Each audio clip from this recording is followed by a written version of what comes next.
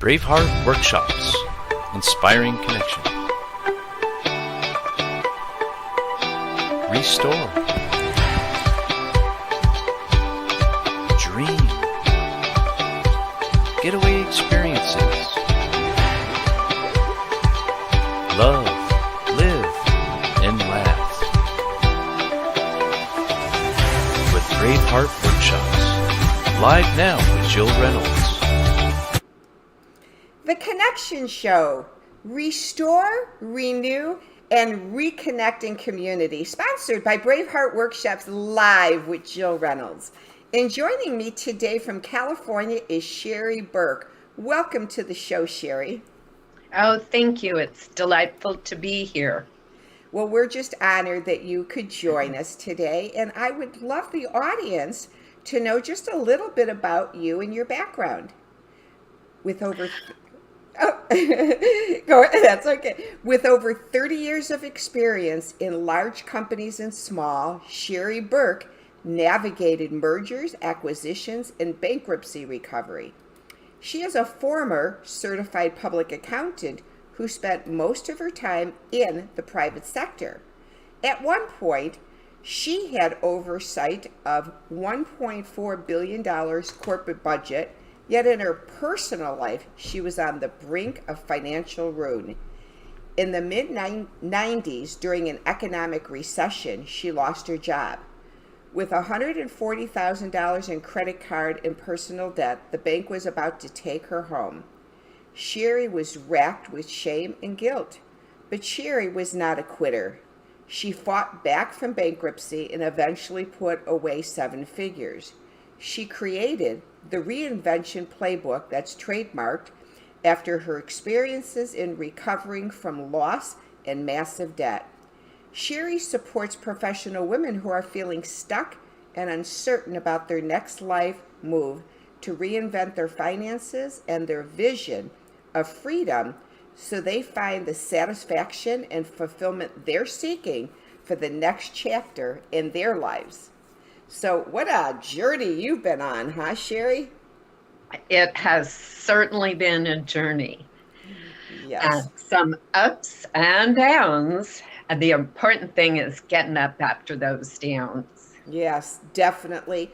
Well, Sheri, my show is called The Connection Show. So one thing that I enjoy doing the most with my guests is taking them on a journey of connecting the dots in their lives. So what I'd love to hear from you personally is to connect those dots back to when you were little growing up and what that was like, and then how it led you to be a certified public accountant, and then we'll move from there. I'd be delighted to do that. I grew up with a stay-at-home mom, which is pretty rare these days. And she had developed MS towards the later part of her life. So growing up, I wound up sort of being in charge of my 2 younger sisters when she was having one of her bad days. And my dad was an aerospace engineer. And if you've ever been around engineers, you know they have a very interesting perspective on life. And the aerospace industry in Southern California was one of those that he would work for a while, then he'd get laid off, and then he'd be looking for a job. So there was always this kind of unsettled mix going on because of those factors. But it was really, in a lot of ways, it was a wonderful childhood. I spent a lot of time hanging out in books, so I took lots of adventures, even though I was sitting in my chair at home. Well, it sounds to me, back in the 80s, Sheri, I had the privilege of going to my first ever adult children of alcoholic conference in Nashville. And they had the who's who in recovery at the conference. And one of the people that was there was Virginia Satir and Sharon Wegscheider Cruz, who were the original founders of sculpting the family of the responsible child, the scapegoat, the mascot, and the lost child. And when I was at that event, I'll never forget it. It was in the 80s, but it's the one thing that has stayed in my mind ever since. And they recorded a cassette, talk on codependency in the Looking Good family. And so as you were speaking, that resonated with me, because being a child raised with a stay-at-home mom who becomes ill, and then you become the caretaker, and then the ups and downs with dad's job loss and stuff, like you said, it was a wonderful childhood, but it's like codependency in the Looking Good family, where everything has to come around that, and then the escape is books. Absolutely. And it's interesting you bring up adult children of alcoholics for several different reasons. And some of the treatment that my mother had received were heavy opiates. And this was, long before this whole opiate crisis now. So I grew up never quite knowing when I came home, was my mother going to be lucid, or was she going to be in a drugged state? So it certainly is very much like the child who comes home not knowing what they would come home to. So yeah, and then you're coming home in the sense of walking on those eggshells, because you're not sure, and I can relate to that. My own mother, who's deceased, was in a major car accident when she was 45 and I was like 21-ish, and she had brain damage. And so every morning when I would take care of her, I never knew if she would have fits of nonstop laughing, anger attacks, or crying spells, and it was one of the three. She'd either be yelling and swearing, crying hysterically, or laughing uncontrollably. So it's weird, because when you're caretaking someone that has that imbalance, not necessarily because they're choosing to, but like you said, the medication, the children that come home around that really don't know what to expect. Well, and it's not only not knowing what to expect, but was always that part of, was there something I had done that created this situation? Because I was 8 when my youngest sister was born, and my mother, from that point on, had a steady downhill climb. So I never knew exactly what or why. And then I thought, oh, I did something wrong. Yeah. And that's part of the thing that many adult children of alcoholics and drug addicts grow up with. Yeah, yeah. So you're being raised in California, you were being raised in California. Mom's got this up and down illness that comes and goes as far as the critical nature of it. Dad is a phenomenal engineer, but gets laid off, so the job security has instability. So take us then from that childhood, and I'm assuming if you were a certified public accountant, you went off to college at some point, or got some college education. I did, and one of the things that my mother had been a registered nurse, so she had had a lot of training prior to her no longer working. And my father was obviously educated, and the encouragement that we got young was to, go to college, live up to your full potential. And even though you're a girl or a young woman, don't settle for a career that is less than your full potential. And of course, there was a part of me that, couldn't wait to get out of there. But at the same time I want to try my own way. And I wound up going off to college. I worked. I didn't leave anywhere. I lived at home for a little while and then moved into an apartment. And I worked all the way through college. So I supported myself and was able to, at the end of my college career, to not have any debt. But that was because I worked nights in order to do that. I went to school during the day and had that I just can't wait to finish and get to the next great chapter of my life. Well, you were a go-getter. I tend to have to say, I have to admit, most parents don't admit this, but I will. I had raised my son by myself till he was 17, and I had never had the privilege of going off to college. And so when he was, I think it was starting high school, I said, when you get to the age of graduation, I'd really love for you to be able to go to college, and no matter what it takes, I'll pay your way. And so I said that, and took out and I have to admit I was smart. I took out parent loans versus him taking out the loans, and sent him to school for 4.5 years, and he never had to pay a dime. So the only time he worked was in the summer, and I made him work and save enough money to have that be his party fund. I said, I'm not supporting your party fund. I'll support your education, but if you want to go out on the weekends drinking, I'm not paying for it. Well, that's a wise choice.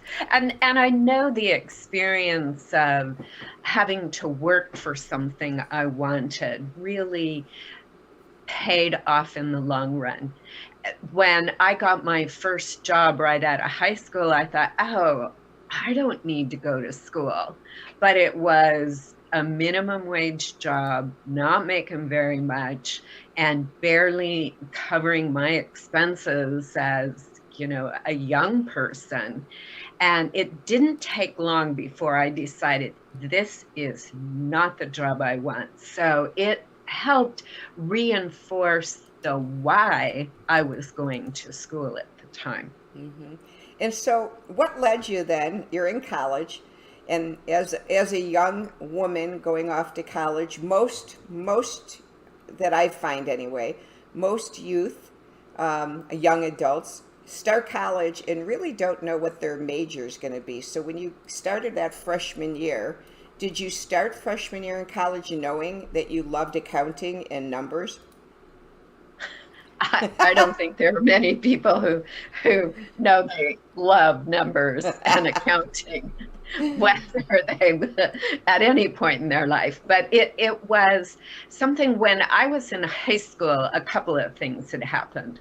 I had been in college prep classes, so I was doing a lot of math and science kinds of things. And I had really thought that I might do a science track until I took probably my first biology class in college and decided, maybe not. You know what? It's funny that you said that. My freshman high school biology course, when they made us dissect a frog, the dissection of a frog, I went to the biology teacher. I'll never forget it. And I still remember her name, Miss Koslerich. I still remember it. And I said, I just can't do this. I cannot dissect this frog.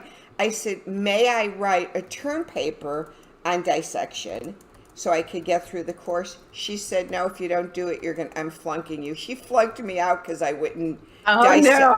And I just couldn't do it. I just couldn't do it.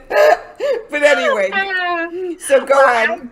I did do that dissection of the frog, and that was fine. And maybe it wasn't biology in college. Maybe it was chemistry. Okay. And it was just like, nah, I don't think so. But I'd also done some outside activities like junior achievement. And in junior achievement, I wound up doing the treasurer function of the companies I was working for, and it just came easily to me. Now, I had said my dad had been an engineer and he kept getting laid off, but he had finally decided he wanted to become an entrepreneur and be able to maybe level out some of those ups and downs, and had a business and I was helping him do the book. So I had a comfort with numbers. And when I took accounting in college, it was not easy, but I found it had a logic to it. Not most people in the class felt that same way, but there was a logic that I felt comfortable with. Mm-hmm. Mm-hmm. Now, I can't say the same thing about my tax classes. I found no logic in taxes, whether it was being a tax accountant or it was paying taxes. So I never really got too involved with that end of accounting. Now, did you move on then from being a certified public accountant and go on to take Series 66 and 7 tests to do financial investing as well, or did you mainly stay as a CPA? Well, I actually went, after I got my certification, I went into private industry, and I'd spent a little time working for a company in the gas and oil industry. And then I spent time working for one of my major clients, a retail client that was based in Southern California. And I spent a long time working with them in their corporate office, doing financial reporting, and then running their corporate accounting organization, and eventually their planning function. So I took those skills and put them to work in a different fashion. Okay. Yeah, my son, right out of college, Sheri, he ended up, he had gone off and started selling T1 lines, and then he ended up going to a payroll company and selling portfolios, investment portfolios to companies to get them to do their 401ks with them. And so he ended up in St. Louis and ended up selling to several CPAs.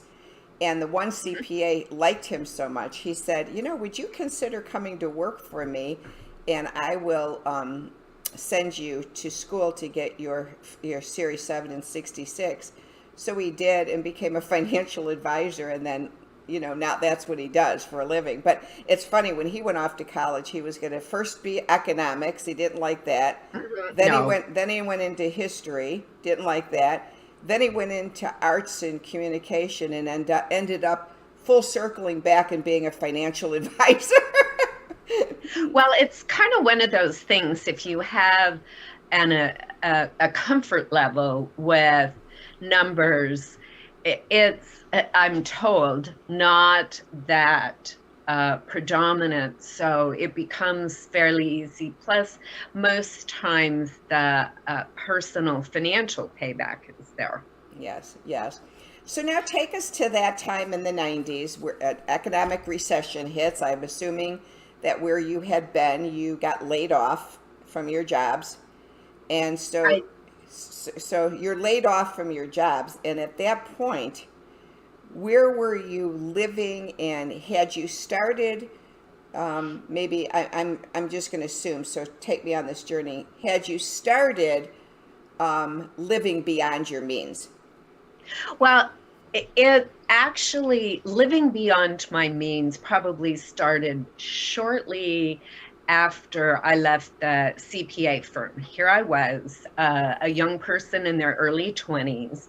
I was making a fairly good salary for that point in time. And I had gotten married, and we had moved to Tulsa for a bit, and then we moved back from Tulsa. And then I had a mentor who sort of took me under his wing and taught me how to use credit cards, how to leverage credit, which essentially means you only pay a little bit and you get a lot. And it works amazing on a lot of things, but it has a dark underside to it.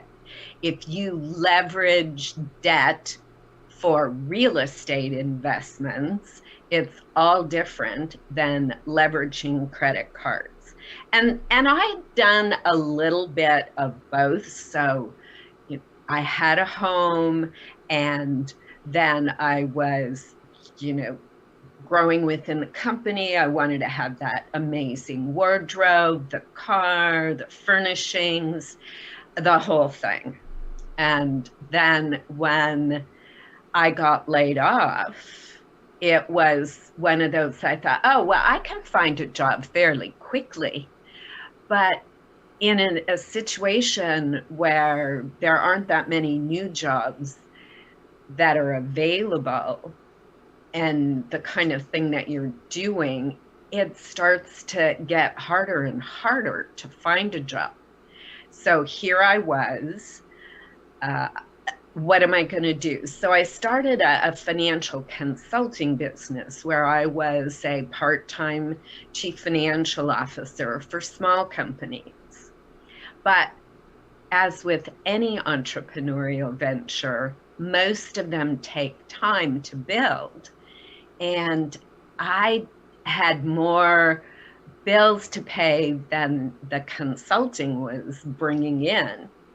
So in that gap, I wound up losing the house. I wound up losing, my credit rating. Did your marriage sustain, or did the marriage end too? Well, actually, the marriage had become a thing of the past several years before that. And some of it was also due to drugs and alcohol, the aftermath of that. Well, and that's why I was wondering, with the drugs and alcohol, it depends on the circumstances that you were in. That can lead to financial despair too if you're buying the drugs. I don't know if you were. When I was doing mine, I wasn't. I was getting them for free, which made it even worse. I think there's a dichotomy. Either you go broke buying them, or you lose your soul by getting them for free. Either way. Yes, and I had in college been kind of turned on to various drugs, and being a young woman, there was always the opportunity to get drugs for free. Yeah. So it was, like you say, some of the damage that it does to your psyche. Yeah, it definitely does. Yeah. But I spent a lot in just living beyond my means with all of the toys that were put out there. And, in the 80s, I had finally said I'd had enough of the drugs and alcohol. And my then husband also said that. And once we got sober, I discovered that this man I'd been with for probably a couple of decades at that point, that he was someone that, I loved, but we weren't really well suited to each other. Well, the relationship changes when you're off of drugs. It's a whole different scenario when you're on drugs and you get off of the drugs. I know that for a fact. So here you are then now in this recession and 140,000 in debt. I found it interesting about how you were talking about the leveraging credit cards, because when my son was young, I had no debt at all. And then he ended up getting sick with, not sick, but being diagnosed with a muscle imbalance in his eyes, which required 3 days a week of eye therapy at $50 a session. So being, $150 per week times 4 weeks, I had to start putting it on credit cards, and those credit cards started building up. But I was eventually able to get them somewhat normalized to the point at where I wasn't drowning in them. And when he went off to college, one thing that I did, which I thought was wise, so even someone who didn't have the best with money management, I did something wise. He went off to school, and I got him his first credit card. And I told him, I want you to put every single thing on the credit card that you can, except I think you couldn't put rent on. And it was kind of funny, Sheri. I did it twofold. So number one, so we'd establish credit.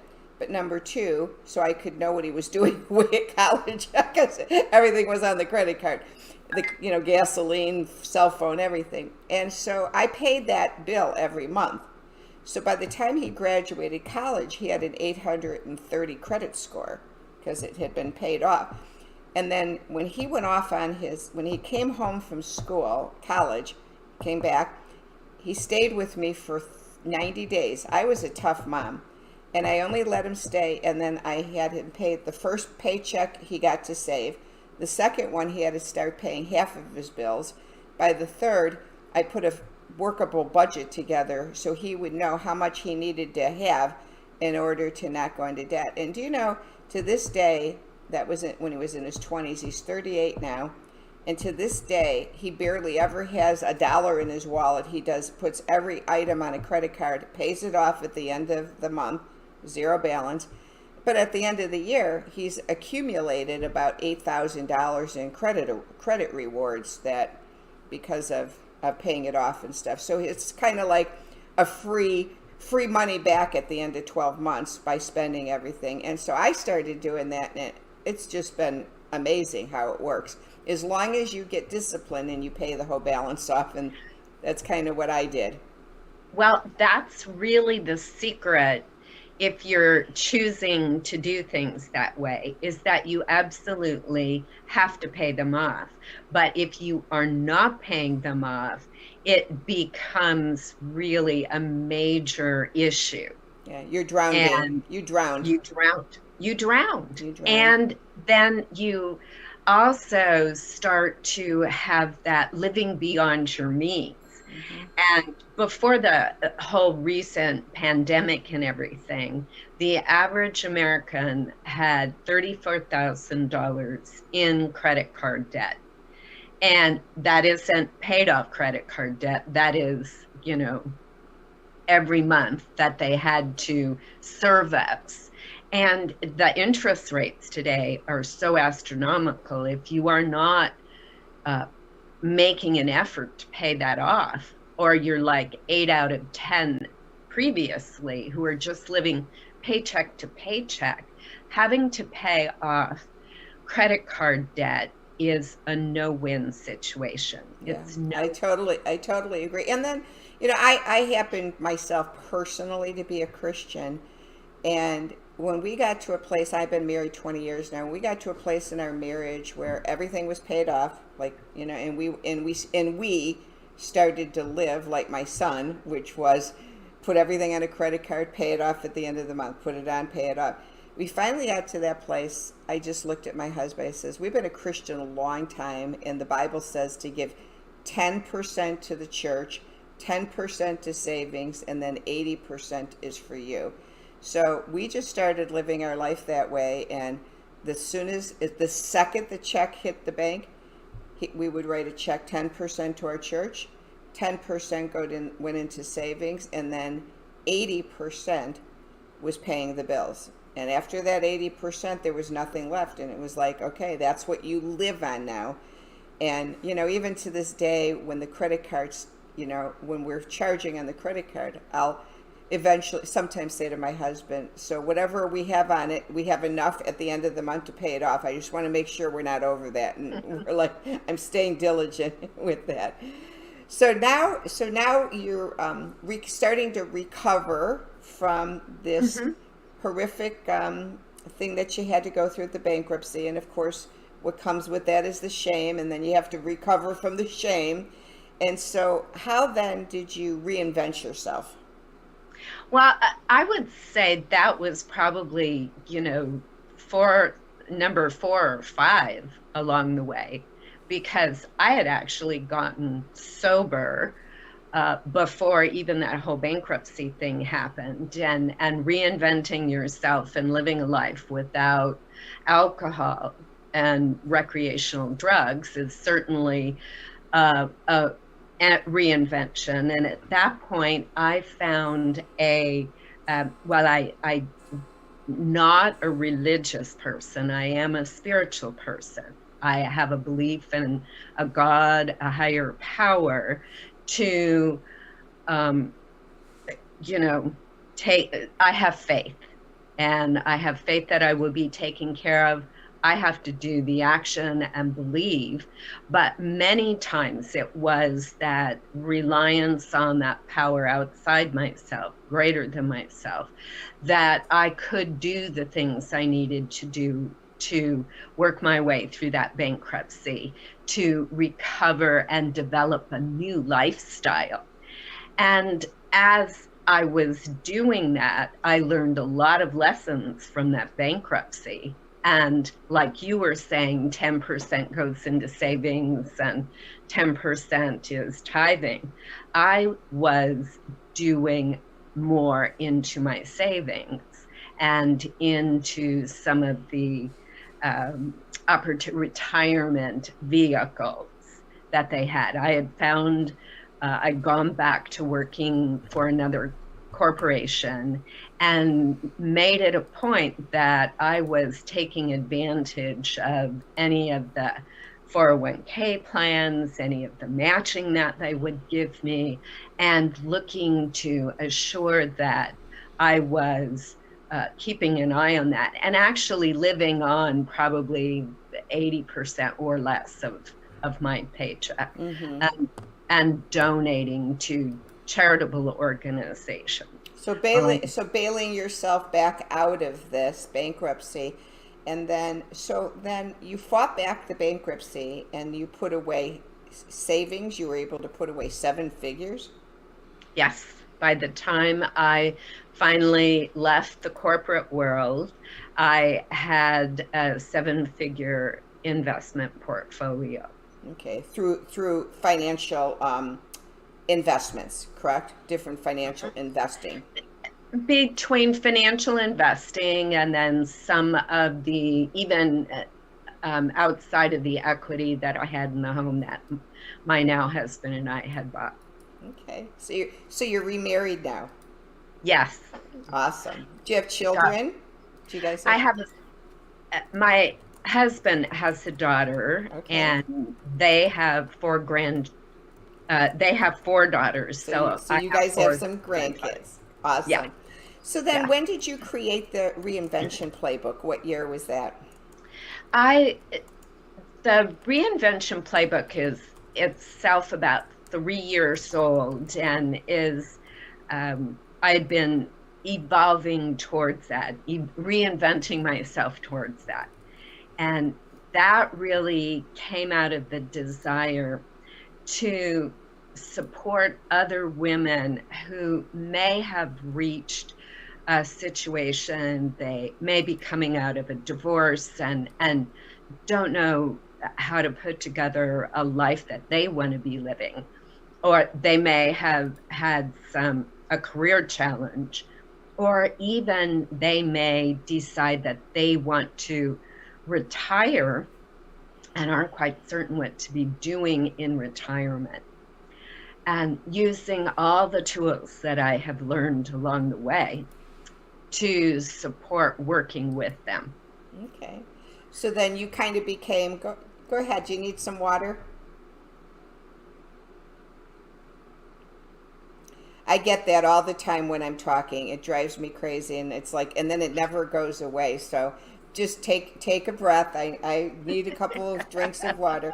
I'll talk here and fill in. So yeah, so that's awesome. So then with your experience and your wisdom and your pain and struggles, then you were able to give back some wisdom and knowledge to other women and share with them the journey of getting themselves out of the same type of a circumstance that you had found yourself in. Is that correct?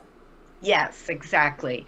And I had been working with other women for many, many years before that. When I was in the corporate world, I would support young women in reaching towards their career goals. I was working with other women outside that to help them start to recraft their lives then. And I thought, after I had left the corporate world and I was looking for my next great chapter, that why not use all these skills in another manner. So Well, I and I do think that I think today. that's imperative today in today's world. Um, yeah, I think that's so imperative that um, um, I hate to use the word seniored, but more experienced, wiser, um, aged women or men can mentor those younger, because I think that they need mentors. We're in a world Mhm. where we need to be mentored. And so I think that that's a really great thing that you took on to help them and to know, especially in California where the economics in housing is so expensive. And so to really teach people how to utilize their money is an amazing way to help others, I believe, Sheri. Well, thank you. And one of the things in using our money is making certain that we have a money mindset, an abundance mindset. All too often, when we grow up in rocky situations or we encounter them, what we get are messages that says, oh, money is scarce, it's hard to get, it's the root of all evil, all of those kinds of things. When in fact, these are stories that have been passed down, and we might not get the full background on it. It's Yes. just like money is not the quote is not the money is the root of all evil, rather the love of money is the root of all evil. So it's with money you can do amazing things for service Mm-hmm. And organizations to help others, yeah, yeah, and to definitely. help others. Yeah, So yes. So, Sheri, on my show, the Connection Show, at the beginning, I always say restore, renew, and reconnect. And so I enjoy looking up words in the dictionary. And so I looked up for 2021, the word restore means to bring back to a previous situation or to reinstate. What do you feel like you'd like to bring back or reinstate, restore for 2021? for me personally, Mm-hmm. or Yes, you. for, I think that I would like to restore the joy of connection, the joy of personal interaction to I mean over the last 9 or 10 months that the pandemic has been going on, we've gotten some of this distancing and this dis-ease with one another, that I would really like to see that joy in community and connection restored. Awesome. Renew. Renew means to resume after an interruption. What would you like to resume? What would I like to resume? I think what I would like to resume maybe is some travel. Yeah. I'd done a lot of travel when I was working, and business travel is certainly not vacation travel, but it opened the doors to the possibilities of travel. And I have enjoyed vacation type of travel for many, many years and seen some wonderful places. So And what's your go-to when if you can choose any place to go when things open wide again, where is your go-to? I think it would probably be Italy, Italy. back to Italy. Back to Yeah, Italy. Okay, that's yeah. one. One of my favorite places is Aruba, so I can't wait to get back to Aruba. Yeah. I love Aruba. This is my Aruba vacation place here in my background. It's very lovely. I was enjoying the statuary. Well, this is really where I stayed last year. This is the actual property. This is the property. It's amazing. Reconnect. Reconnect means to reestablish a bond of communication or emotions. What would you like to reconnect in 2021? I'm not certain I would characterize it as reconnect, as I feel I have stayed connected with a lot of people and nurtured new connections. It would be to continue to connect with people and to continue to expand the relationships that I already have. Awesome. So if someone said to you today, Sheri, you have to eliminate all your apps on your cell phone except two, what are your two must apps that you want to keep on your phone? Oh, my two must apps. Does that include email? Mm-hmm. Yes.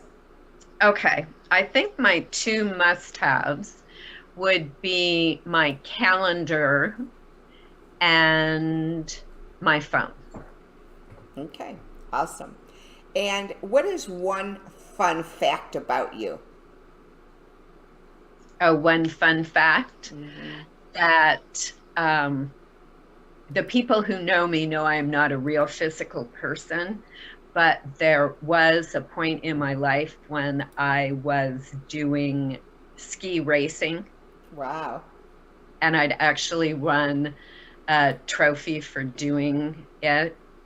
So skiing on water or skiing on land? No, it was snow skiing. Snow It's been skiing. many years because I don't ski any longer, but at one point I was snow skiing and racing. Awesome. Awesome. I know. Some of those things that when you get a little bit different bone structure, like arthritis or whatever, those things don't last as long. But yeah, so that's awesome. Well, I've really enjoyed getting to know you, and I'd love the audience now to just be able to view your bio and what your website is and your LinkedIn or Facebook, I believe we have up here, and how they can reach you. And this will be on the YouTube channel as well, Sheri, for people to find you. And I'd love the audience to know that the Connection Show also meets on Wednesday evenings for the Zoom Connection Gathering, where sometimes our leaders like Sheri might have an opportunity, if their schedule permits, to jump on and you get to know them better. So if any of you could join in on Wednesday night, we'd love to have you. And in closing, I'd love to remind the audience that the Connection Show and myself, we've been blessed to be able to be in a brand new book called Fiercely Faithful, and we're going to be doing a conference in Branson, Missouri in February. So we'll hope that you could join us, and we'll have that on our website as well. So Sheri, it's just been a privilege to have you on the show, and such a joy that you were willing to open up your heart and share with the audience how some very troubling times in your life turned around, and that you too fiercely and faithfully were able to overcome those burdens.